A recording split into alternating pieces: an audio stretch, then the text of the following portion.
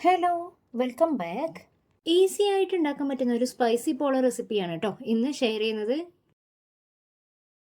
Evening സ്നാക്കായിട്ടോ ഇഫ്താറിനോ അല്ലെങ്കിൽ പാർട്ടികളിൽ main ഡിഷായിട്ടൊക്കെയോ serve ചെയ്യാൻ പറ്റുന്ന അടിപൊളി ഒരു ഡിഷാണിത്.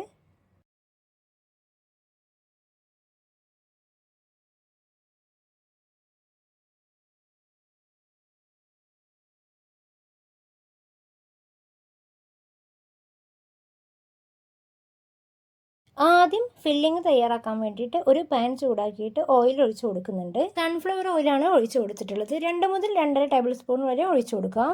എണ്ണ ചൂടായ ശേഷം നീളത്തിലരിഞ്ഞ 3 വലിയ സവാള ചേർത്ത് കൊടുക്കുന്നുണ്ട്. ചെറുതാണെങ്കിൽ 4 ചേർത്ത് കൊടുക്കാം. 3/4 ടീസ്പൂൺ ഉപ്പിട്ട് കൊടുക്കാം. 1 ടേബിൾ സ്പൂൺ ഇഞ്ചി വെളുത്തുള്ളി പേസ്റ്റ് ചേർത്ത് കൊടുക്കുന്നുണ്ട്. ഇനി ഉള്ളി നന്നായിട്ടൊന്ന് വഴറ്റിയെടുക്കണം.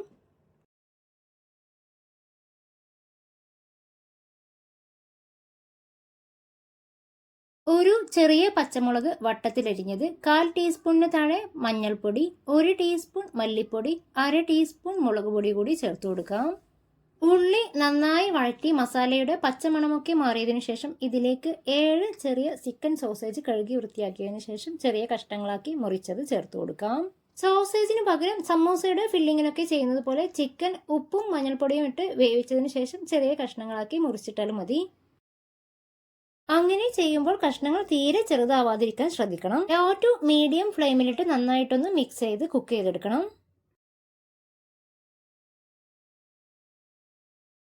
ഇനി ഇതിലേക്ക് ഇഷ്ടമുള്ള കുറച്ച് വെജിറ്റബിൾസ് ചേർത്ത് കൊടുക്കാം. ഞാനിതിലേക്ക് ക്യാരറ്റ്, ക്യാപ്സിക്കം, ക്യാബേജ് എന്നിവ ചെറുതാക്കി അരിഞ്ഞതാണ് ചേർത്ത് കൊടുത്തിട്ടുള്ളത്. കുറച്ച് മല്ലിയിലയും കറിവേപ്പിലയും ചെറുതാക്കി അരിഞ്ഞതും കൂടെ ചേർത്ത് കൊടുക്കാം. 1-2 മിനിറ്റ് കൂടെ വഴറ്റി ഫ്ലെയിം ഓഫ് ചെയ്യാം. ഇനി മിക്സിയുടെ ജാറിലേക്ക് 6 മുട്ട പൊട്ടിച്ചൊഴിക്കുന്നുണ്ട്. 1/4 കപ്പിന്റെ താഴെയായിട്ട് പാലും കൂടെ ചേർത്ത് ഇത് നന്നായിട്ടൊന്ന് അടിച്ചെടുക്കാം. ഇതിലേക്ക് ഒരു 2-3 നുള്ള ഉപ്പും കുറച്ച് കുരുമുളക് ക്രഷ് ചെയ്തും കൂടി ചേർത്ത് നന്നായിട്ടൊന്ന് മിക്സ് ചെയ്തെടുക്കണം. ഈ ഒരു നോൺ സ്റ്റിക്ക് പാത്രത്തിലാണ് ബ്രെഡ് പോള ഉണ്ടാക്കുന്നത്. അപ്പോൾ ആദ്യം കുറച്ച് ഓയിലൊന്ന് താഴെയും സൈഡിലൊക്കെ ഒന്ന് തടവി കൊടുക്കാം. ഇനി ഓരോ ബ്രെഡ് എടുത്ത് നേരത്തെ തയ്യാറാക്കിയ മുട്ട പാല് മിശ്രിതത്തിൽ നന്നായിട്ടൊന്ന് സോക്ക് ചെയ്തിട്ട് ഇതിന്റെ താഴെയായിട്ട് വെച്ചു കൊടുക്കാം. ബ്രെഡിന്റെ അരികൊന്നും കട്ട് ചെയ്തിട്ടില്ല. വിരുന്നുകാർക്കോ അല്ലെങ്കിൽ പാർട്ടിയിലൊക്കെ ആണെങ്കിൽ വേണമെങ്കിൽ കാണാനുള്ള ഒരു ഭംഗിക്ക് വേണ്ടി മാത്രം അരികെ കട്ട് ചെയ്തെടുക്കാം. പാത്രത്തിന്റെ അടിഭാഗം മുഴുവനും ബ്രെഡ് പീസുകൾ വെച്ചിട്ട് ഫില്ല് ചെയ്തിട്ടുണ്ട്. ടാപ്പ് വരാതിരിക്കാൻ മുകളിൽ കുറച്ച് മുട്ട മിശ്രിതം ഒഴിച്ചു കൊടുക്കാം. ഇനി നമ്മൾ തയ്യാറാക്കി വെച്ചിട്ടുള്ള ഫില്ലിങ് മുഴുവനായിട്ട് ഇതിൽ നിരത്തി കൊടുക്കാം. തയ്യാറാക്കിയ ഫില്ലിങ് എല്ലാ ഭാഗത്തേക്കും എത്തുന്ന വിധത്തിൽ വേണം നിരത്തി കൊടുക്കാൻ. ഫില്ലിങ് മുഴുവനായിട്ട് ഇട്ട് കൊടുത്ത ശേഷം ഒരു സ്പൂണ് വെച്ചിട്ടോ സ്പാച്ചില വെച്ചിട്ടോ ഒന്ന് ലെവൽ ചെയ്ത് കൊടുക്കാം. ഇനി ഇതിന് മുകളിലായിട്ട് നേരത്തെ വെച്ചതുപോലെ ബ്രെഡ് മുട്ട മിശ്രിതത്തിൽ നന്നായിട്ട് സോക്ക് ചെയ്തതിനു ശേഷം മുകളിൽ ഒന്നായിട്ട് ഫില്ല് ചെയ്ത് വെക്കണം.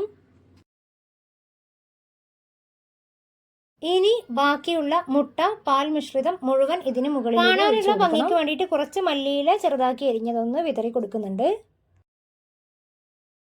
ഇനി ഇതുപോലെ ഒരു ദോശക്കല്ലോ പഴയ ഒരു നോൺ സ്റ്റിക് പാനോ അടിയിൽ വെച്ച് അതിന് മുകളിലായിട്ടാണ് ഈ പാത്രം വെക്കേണ്ടത്.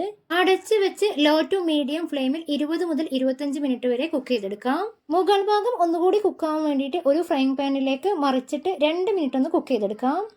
അപ്പോൾ ഇത്രയേ ഉള്ളൂ. കാണാൻ തന്നെ നല്ലൊരു ഭംഗിയാണ്, കഴിക്കാനും നല്ല ടേസ്റ്റാണ്.